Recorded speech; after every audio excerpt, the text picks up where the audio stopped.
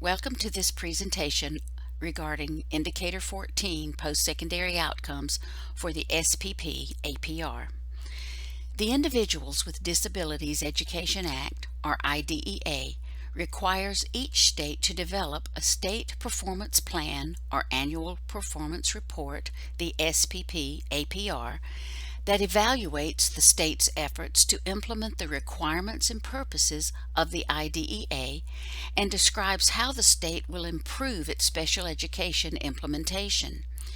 The SPP APRs include indicators that measure child and family outcomes and other indicators that measure compliance with the requirements of the IDEA. The indicators in Part B of IDEA fall into three monitoring priority areas. The first, provision of a free appropriate public education, or FAPE, in the least restrictive environment, or the LRE. Next, the state exercise of general supervision, including child find, effective monitoring, the use of resolution meetings, mediation, and a system of transition services. And thirdly, disproportionate representation of racial and ethnic groups in special education and related services to the extent that the representation is the result of inappropriate identification. The South Carolina Office of Special Education Services must set targets on the indicators that involve student performance. We have a series of recorded presentations in order to get stakeholder feedback on the proposed targets. Indicator 14 is about the percent of youth who are no longer in secondary school, had IEPs in effect at the time they left school, and are now in one of three situations in their post-school outcome. Those three situations that are measured are A, enrolled in higher education within 1 year of leaving high school, B, enrolled in higher education or competitively employed within 1 year of leaving high school, and C, enrolled in higher education or in some other post-secondary education or training program, or competitively employed in some other employment within 1 year of leaving high school.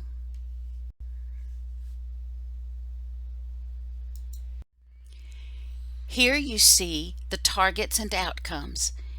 It is noting that the number of students with disabilities who scored proficient on Indicator 3B and 3C, English Language Arts and Math proficiency while in high school, is closely aligned to Target A, enrolled in higher education with 1 year of leaving high school.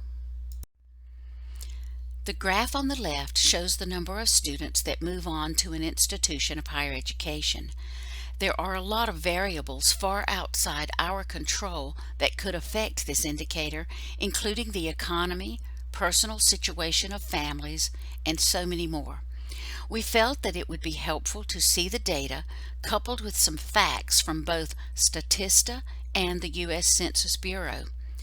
Nationally, the average of those 25 with a bachelor's degree or higher for all students, not just students with disabilities, ranges between 34 and 36% since 2016, according to Statista.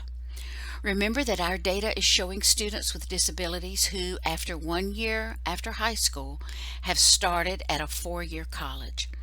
In South Carolina, the percentage of adults over 25 with a bachelor's degree or higher is 28.1%, according to the U.S. Census Bureau.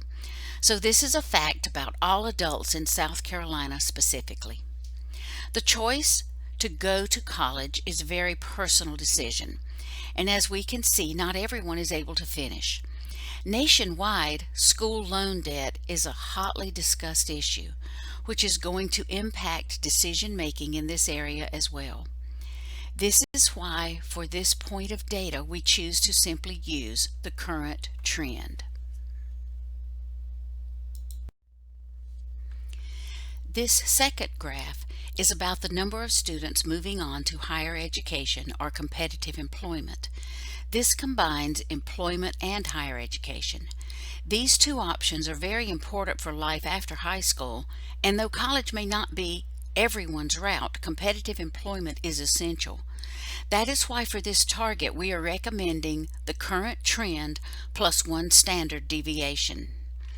Initiatives that have come out of OSIS reflect this, including the employability credential and our new collaborations with CTE.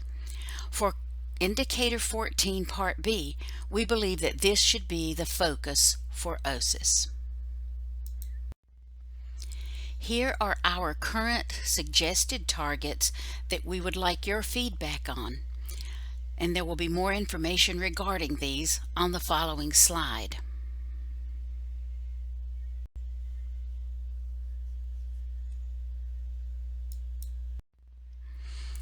Here we are reiterating what has been discussed in the previous slides. Target A was determined using the 2018 baseline and trend while considering national and state averages of institutions of higher education completers. Target B was determined using the current trend plus 1 standard deviation and is the area we felt OSIS would be able to impact the most with its focus on increasing the graduation rate, which is Indicator 1, decreasing the dropout rate, which is Indicator 2, increasing achievement, which is Indicator 3, decreasing students in self-contained settings, which is under Indicators 5 and 6. This portion is really the final determination or the summative measure of how well we have done in all other performance indicators. And finally, Target C was determined using the current trend. In order to increase graduation rate, the post-secondary outcomes focus group will increase LEA capacity to increase career development, student skills, and CTE enrollment and collaboration for students with disabilities. PSO team will provide resources and supports that will assist LEAs with implementing high leverage, evidence-based, equitable practices that address post-secondary outcome needs.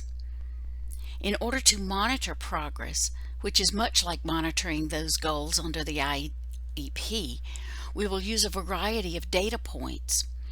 We'll use dropout rates, graduation rates, Indicator 14 survey results, the Students with Disabilities CTE enrollment numbers, the Transition Alliance of South Carolina data, South Carolina ABLE data, and interagency data as needed.